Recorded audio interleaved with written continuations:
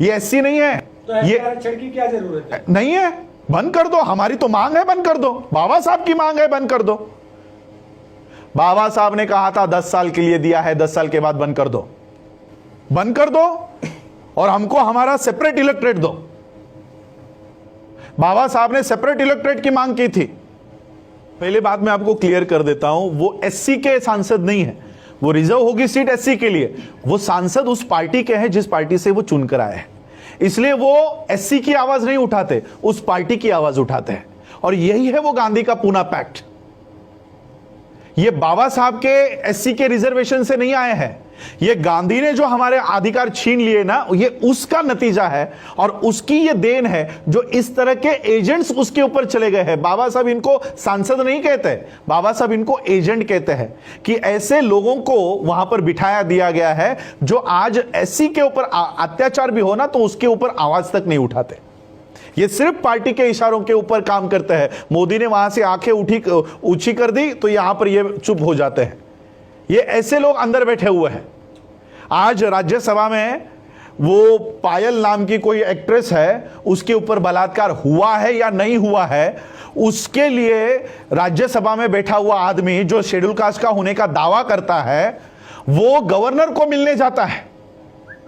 वो लड़की जिंदा है। आज पायल हमारी मनीषा की हत्या हो जाती है, गैंगरेप हो जाता है, उसकी बॉडी को जलाया जाता है। क्यों? इस गवर्नर को मिलने की आप में हिम्मत नहीं है? तो ये कौन है? एससी को आप इसको एससी समझोगे? ये एससी नहीं है। तो ये आरक्षण की क्या जरूरत है? नहीं है, बंद कर दो। हमारी तो मांग है, बंद कर दो। बाबा साहब की मांग है, बंद कर दो। बाबा साहब ने कहा था 10 साल के लिए दिया है, 10 साल के बाद बंद कर दो। बाबा साहब ने 10 साल का पॉलिटिकल रिजर्वेशन कहा था। बाबा साहब ने कहा था ये जाने वाला, इसके पीछे मत लगो। क्यों सरकार इसको हर 10 साल के बाद बढ़ाती है? एक तरफ हमारा एजुकेशनल रिजर्वेशन बंद करवा रहे हो, एक तरफ हमारा सर्विस वाला रिजर्वेशन बंद करवा रहे हो, लेकिन पॉलिटिकल रिजर्वेशन बढ़ाते जा रहे हो। क्यों? क्योंकि सर्विस में रिजर्वेशन मिलने के बाद, एजुकेशन में रिजर्वेशन मिलने के बाद बाबा साहब के सिपाही पैदा होते हैं, बाबा साहब के विचारधारा वाले लोग तैयार होते हैं। लेकिन पॉलिटिकल रिजर्वेशन कंटिन्यू करने के बाद दलाल पैदा होते हैं, इसलिए इनको दलाल चाहिए, आपका सिपाही नहीं चाहिए। इसलिए पॉलिटिकल रिजर्वेशन हर 10 साल के बाद, अभी 6 महीने पहले इन्होंने कंटिन्यू किया है वापस 10 साल के लिए। वहां से आठवले निकलते हैं ना, वहां से पासवान निकलते हैं, वहां से उदित राज निकलते हैं, इसलिए वो चाहिए उनको। जहां से हमारा आईएएस निकलता है, जहां से हमारा आईपीएस निकलता है, जहां से हमारे जजेस निकलते हैं, वो बंद कर दिया है, वो बंद कर दिया। जहां से दलाल निकलते हैं वो शुरू गए। तो इसका सॉल्यूशन क्या है? बंद कर दो और हमको हमारा सेपरेट इलेक्ट्रेट दो। बाबा साहब ने सेपरेट इलेक्ट्रेट की मांग की थी। आज एससी के सीटों पे कौन चुनाव वोट डालते हैं? और जो हिंदू फेवर का हो, ब्राह्मण फेवर का हो, उसी को एससी का गधा चुनकर आ सकता है, लेकिन एक कर्तव्यगार व्यक्ति एससी के सीट से चुनकर नहीं आ सकता। कितनी एससी के सीट्स है मुझे बताओ कि बीएसपी जीतकर आई है? सारे एससी के सीटों पे बीजेपी जीत के आई है। तो कहां है ये? क्या बीजेपी एससी की पार्टी है? क्या डिसीजन मेकिंग में एससी का कोई भी एक आदमी बीजेपी के उस बॉडी पर है? यानी एससी के जगहों पर किसका कब्जा है? बीजेपी का। क्या बीजेपी एससी की पार्टी है? क्या कांग्रेस एससी की पार्टी है? एससी की पार्टी कौन है? बीएसपी है।